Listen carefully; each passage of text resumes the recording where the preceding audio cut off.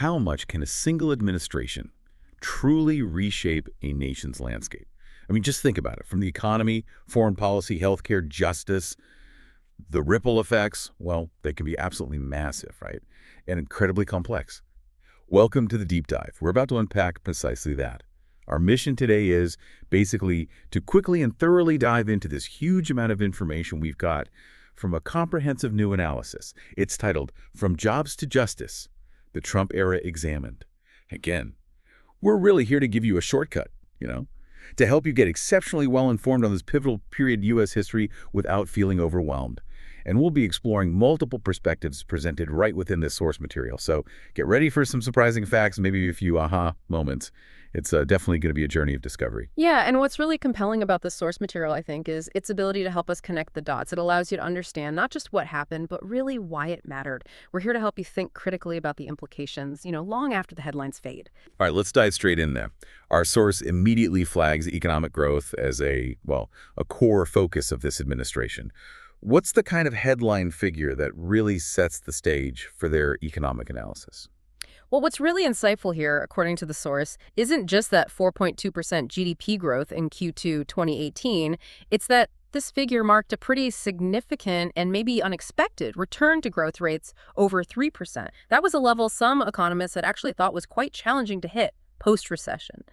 And the source, it ties this directly to the tax cuts and deregulation efforts. Okay. We hear so much about job numbers, unemployment figures. Yeah. What does the source reveal about the actual employment landscape and jobless claims during this period? Yeah, the analysis highlights what it calls unprecedented employment levels just before COVID hit, obviously. We saw record low jobless claims. And the source specifically attributes this to the Tax Cuts and Jobs Act of 2017. Right, that was one that significantly cut the corporate tax rate. Exactly, from 35% down to 21%, a big drop. Those numbers sound impressive, but did this job growth impact all communities equally? I mean, were there specific groups that saw, particularly notable changes? That's a crucial question. And the source does highlight significant decreases in unemployment across actually a wide range of minority groups. This included African Americans, Hispanics, who actually hit a historic low of 4.5% in 2019, which is remarkable. Wow. Asian Americans also saw declines. For women, unemployment dropped to 3.6% in May 2018. Lowest since, 1953? Really? Yeah. And youth unemployment hit historic lows, too. Veterans unemployment, lowest in nearly 2 decades. And even the rate for individuals with disabilities dropped to about 7.3% by September 2019. That's a remarkably broad impact. Does the source dig into why? What were the driving forces behind these widespread declines? It points to a map of factors, overall economic growth, definitely, but also and mentions targeted government initiatives and a real focus on workforce development programs, like specific programs providing minority workers with job training for in-demand jobs. For Asian Americans, the source notes growth in tech, healthcare, finance sectors where they're heavily employed played a role, plus maybe an influx of skilled STEM workers due to immigration policies already in place. Okay, so beyond just having a job, what does the report say about how people felt? About their work, their actual wages. Right. This is where it gets really interesting. The source notes a 1.4% growth in real wage compensation. Real wages, okay. Yeah, so wages weren't just growing, they were actually outpacing inflation. People's earnings could genuinely stretch further. And job satisfaction. It apparently reached its highest level since 2005 among American workers. Since 2005. Yeah. And the analysis ties this back to tax reform, deregulation, and those, really favorable labor market conditions we just talked about. And what about the business side? How did small businesses and manufacturers feel about the climate? Well, small business confidence, according to the source, actually peaked in Q3 2018, matched an all-time high. An all-time high. Wow. Yeah, driven by that low unemployment, 3.9%, then stable inflation, good GDP growth. Manufacturers also reported unprecedented confidence, and the source links that directly back to the 2017 Tax Cuts and Jobs Act again. That lower corporate rate. Exactly. Apparently really encouraged investment in the sector. Let's maybe zoom in on a few specific sectors. What impact did policies have on, say, energy and manufacturing? Okay. The source highlights about 100,000 new jobs created in oil and natural gas production and transport, attributed to deregulation and that push for domestic energy. In manufacturing, the sector gained over 400,000 jobs during the tenure, a pretty significant recovery from the Great Recession. The analysis also points to a revival in steel and aluminum producers linked to the tariffs. It gives specific examples like U.S. Steel restarting a plant in Illinois, 500 jobs back, and Century Aluminum reopening in Kentucky, adding 200 positions. Right. It's not just big industries, though. How did these shifts affect everyday Americans? Spending habits, social safety net stuff? Well, retail sales reportedly surged, driven by increased employment, and consumer confidence hit its highest levels in nearly 2 decades. Okay. The source also notes that roughly 3.9 million Americans came off food stamps, or SNAP, since the 2016 election, which it attributes to policies aimed at tightening eligibility. Oh. And for Hispanic Americans specifically, the analysis points to a rise in both median income and home ownership rates. The report also mentioned something called opportunity zones. What were those about? Why were they significant? Right, opportunity zones. They were a pretty unique initiative, basically offering tax benefits to attract private investment into revitalizing disadvantaged communities. Tax benefits, how? The goal was for investors to defer capital gains taxes, maybe even reduce their liability by putting money into these specific zones. The source kind of paints them as a novel approach, trying to steer private money where it was felt it was most needed. Okay, so a clear focus on the economy. Lots happening there. But our source makes it clear the impact went way beyond that into regulation and healthcare, too. What were some of the most impactful changes there? Yeah, the administration really leaned into widespread deregulation. The Office of Management and Budget, OMB, reported over $8 billion in lifetime net regulatory cost savings. $8 billion. Wow. Yeah, this included big shifts in environmental policy, for instance, replacing the Clean Power Plan with the Affordable Clean Energy Rule. Right. Different approach there. Totally different. Moving away from direct carbon caps towards encouraging efficiency upgrades. Similarly, the Navigable Waters Protection Rule replaced WS, narrowing the scope of federally protected waters quite dramatically, fundamentally changing which wetlands and streams fell under federal oversight. So definite philosophical shift on government oversight. What about the financial sector? Similar changes? Absolutely. Financial services saw rollbacks of some Dodd-Frank provisions, too.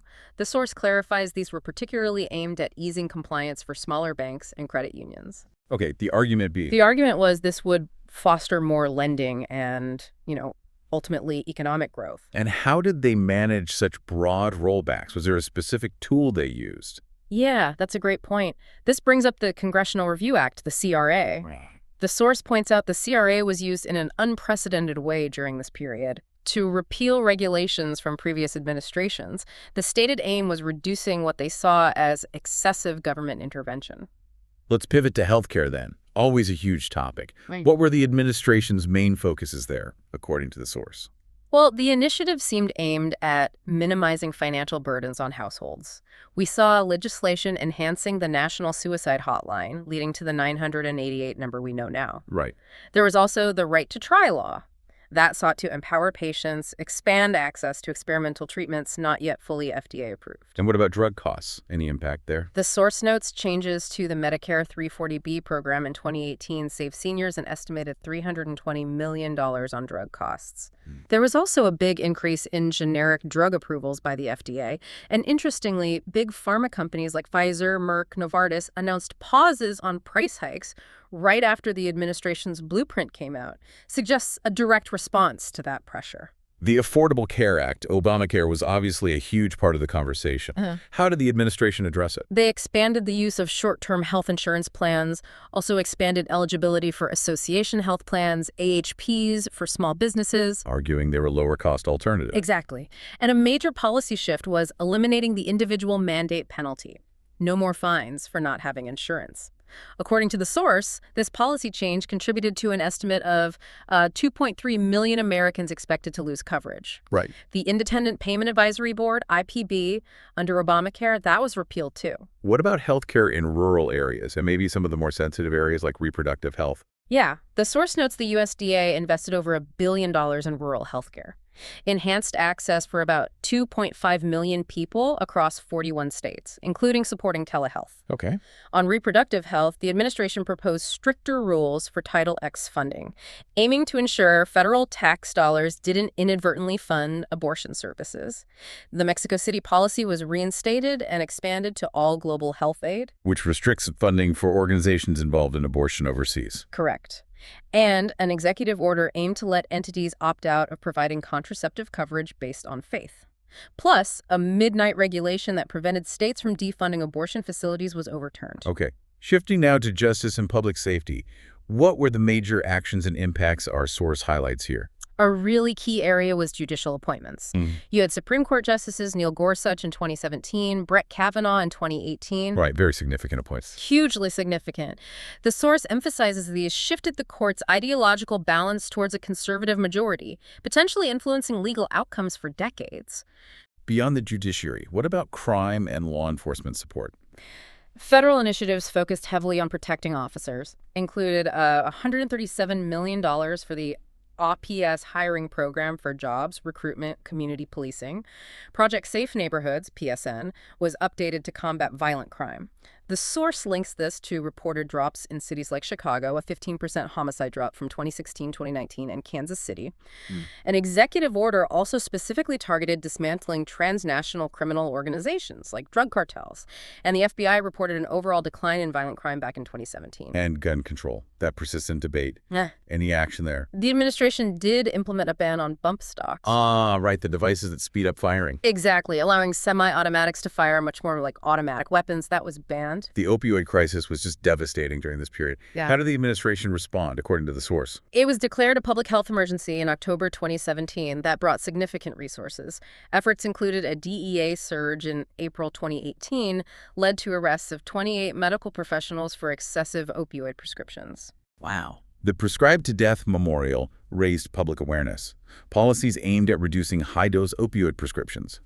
And the Opioid Summit gave an overview of national efforts. Sounds like a multi-pronged approach. Any public awareness campaigns? Legislation? Yes, absolutely. A national public awareness campaign on opioid addiction was launched. National prescription drug take-back days were expanded. Legislatively, key actions included the Interdict Act to fight synthetic opioids like fentanyl, indictments against Chinese fentanyl manufacturers. The J-Code Team Joint Criminal Opioid Darknet Enforcement was formed to disrupt darknet drug trafficking. Right, tackling the online aspect. Yeah, and IC Homeland Security Investigations, HSI, reportedly committed almost 630,000 investigative hours just to halting illegal fentanyl imports. It was a massive effort. Human trafficking, such a horrific issue. What did the administration do to combat that? Legislation was passed, FOSTA SESTA, aimed against sex trafficking and prostitution, trying to hold online platforms more accountable. An interagency task force on human trafficking was set up to enhance victim protections, dismantle networks. The source highlights Operation Cross Country Ek Allah in 2018 resulted in rescuing 84 children, arresting 120 traffickers. So, concrete actions there. Immigration, of course, was incredibly prominent, often contentious. What was the administration's overall approach and key actions? Well, they released a comprehensive immigration framework early in 2018, proposed securing borders, restructuring the legal immigration system.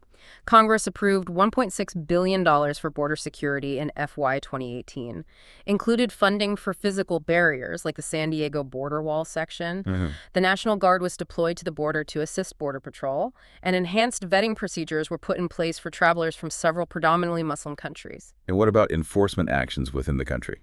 IC Enforcement and Removal Operations, ERO, reported over 260,000 arrests of undocumented individuals in 2017. The source notes 92% of those arrested had criminal convictions or pending charges. The Voice Office Victims of Immigration Crime Engagement was established, and the 287G program, which deputizes local law enforcement for federal immigration tasks, was expanded significantly. The source also highlights a particular focus on combating the MS-13 gang. Yes, definitely. Combating MS-13 was a very significant part of their enforcement strategy. Substantial arrests, initiatives led by ICE. The analysis notes over 4,000 MS-13 members faced criminal charges through collaboration with Central American nations, leading to arrests and extraditions. Okay, we've covered a vast amount domestically: economy, justice, immigration. But administrations don't operate in a vacuum. Our source next looks at foreign policy and defense.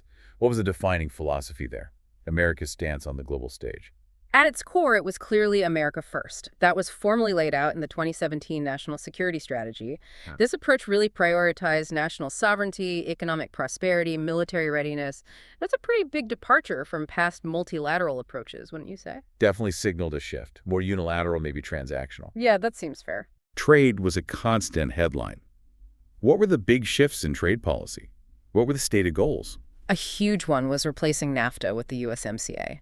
The source credits this with benefiting U.S. agriculture, upping labor standards, introducing new digital trade rules. The administration also actively litigated what are called unfair trade practices at the WTO, took a firm stance with the EU, and pursued revised deals with South Korea, Chorus, and Japan, the USJTA, all aimed at getting more favorable terms for American businesses.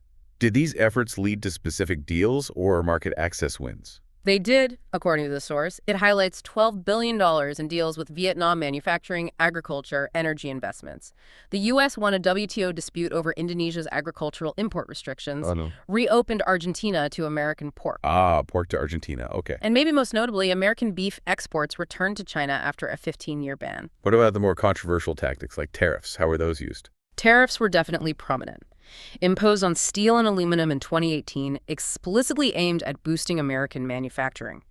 Numerous anti-dumping and countervailing duty investigations, too, on products from China and elsewhere, resulted in over $50 billion in tariffs on Chinese goods. Right, and withdrawing from the TPP. Yes, famously withdrew from the Trans-Pacific Partnership, viewed by the administration as necessary to protect American jobs.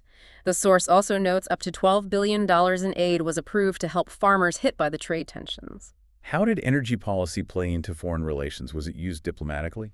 It absolutely was. The U.S. significantly increased energy exports to Europe, particularly LNG, liquefied natural gas. The goal being? The stated goal was bolstering Europe's energy security, reducing reliance on Russia. The new Burgos pipeline project was also approved, aimed at reinforcing U.S. energy independence and strengthening the trade relationship with Mexico. The Middle East, always complex. Significant actions there. Well, the U.S. Embassy in Israel was controversially moved to Jerusalem in December 2017. A major move. Huge. Comprehensive sanctions were put back on Iran, targeting their oil sector central bank, led to a sharp drop in their crude oil exports from 2.5 million barrels per day down to less than 500,000. Wow, big impact. Yeah. And the administration responded to Syria's use of chemical weapons with targeted military strikes, both in April 2017 and April 2018. Any other notable shifts in the region? Cuba, ISIS? The source details a significant shift in Cuba policy, prioritizing human rights accountability, restructuring economic engagement away from their military, and in the fight against ISIS, the liberation of Raqqa, their de facto capital, was achieved through adjusted military strategies empowering commanders on the ground. North Korea's nuclear program, a massive international concern. What was the approach there? We saw those historic summits between President Trump and Kim Jong-un, June 2018, February 2019. Unprecedented meetings. Absolutely, aimed at denuclearization. The source notes they resulted in a temporary halt of nuclear and ICBM tests. Diplomatic efforts also secured the return of 55 sets of remains of MIA soldiers from the Korean War, a significant humanitarian outcome. On a more personal level, American hostages held abroad.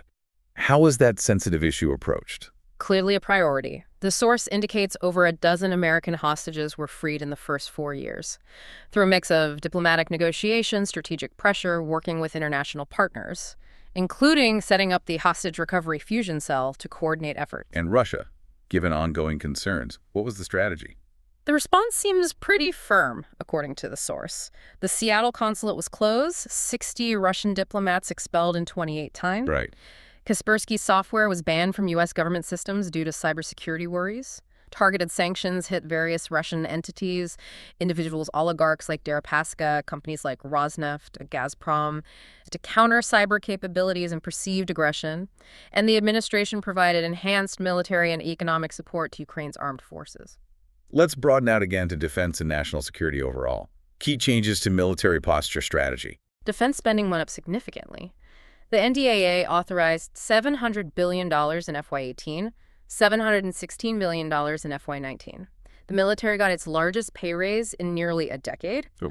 The 2018 Nuclear Posture Review aimed to project renewed deterrence resolve. America's first fully articulated cyber strategy in 15 years was unveiled. A new strategy on national biodefense, too. And, of course, the Space Force was created in December 2019. Historic. Indeed. The administration also took steps to protect U.S. citizens against the International Criminal Court, the ICC. And it stands on Guantanamo Bay. An executive order affirmed Guantanamo Bay would remain operational, referred to it as the premier facility for those deemed a threat to national security. On a different note, the U.S. secured some major international sporting events. Yes, that's right. The U.S. helped win the bid for the 2028 Summer Olympics in L.A. That was July 2017.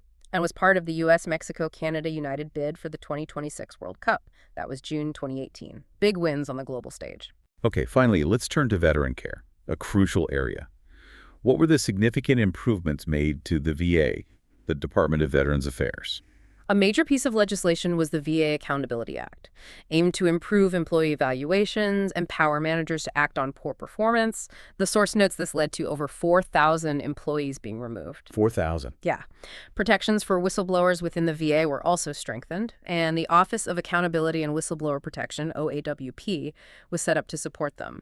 How did these changes impact veterans' access to healthcare itself? There is a significant expansion of telehealth services, walk-in clinics, same-day urgent care options. Okay, more options. Yeah. The VA Choice and Quality Employment Act of 2017 authorized another $2.1 billion for the Veterans Choice Program, BCP, enhancing access to care outside the VA system. The Mission Act further expanded private care access while also focusing on strengthening internal VA services. What about benefits, education, appeals for claims? The Board of Veterans Appeals, BVA, had a record output. Over 81,000 appeals decisions in 1 year. And crucially, average processing times were reduced from 270 days. Big improvement there. Yeah. The Forever GI Bill eliminated the 15-year limit for using educational benefits. Much more flexibility for veterans. The Veterans Crisis Line was staffed by veterans and their families, creating a more empathetic support system. And the Veterans Treatment Court Improvement Act aimed to enhance support for justice-involved veterans. What about the VA's workforce challenges? Always a critical issue. Efforts were made to strengthen the VA's ability to recruit and retain quality healthcare professionals. Incentives like recruitment bonuses, student loan repayment programs, fostering a more positive work environment. The VA also committed to transitioning to a more modern electronic health record system, the EHR, partnering with the Department of Defense on that huge upgrade. And finally, support for caregivers. Such a vital role. Eligibility for the Family Caregivers Program was expanded. The source emphasizes this had a profound impact on caregivers' mental health and well-being, really acknowledging their contribution. Wow. We have covered a truly tremendous amount in this deep dive. I mean, from the shifting economic tides, regulatory overhauls, to critical changes in healthcare justice, America's place in the world. It's absolutely clear this was a period defined by, well, ambitious policy shifts and significant outcomes across pretty much every sector, often complex outcomes. Indeed. And if we try to connect this to the bigger picture, what really stands out is just how deeply interconnected all these areas are. You see how changes in one area, like tax policy, ripple out, right? Affecting job growth, consumer behavior, even small business confidence. The sheer scope of changes initiated, as our source details it, and how they continue to influence discussions today on economic sustainability, public health, justice reform, global relations. It's truly striking. So as we look to the future, maybe something for you to think about is this. How will the long-term reverberations of these really wide-ranging policies shape the challenges and the opportunities for generations to come? And what does that mean for how we approach policymaking in what feels like an increasingly complex and interconnected world?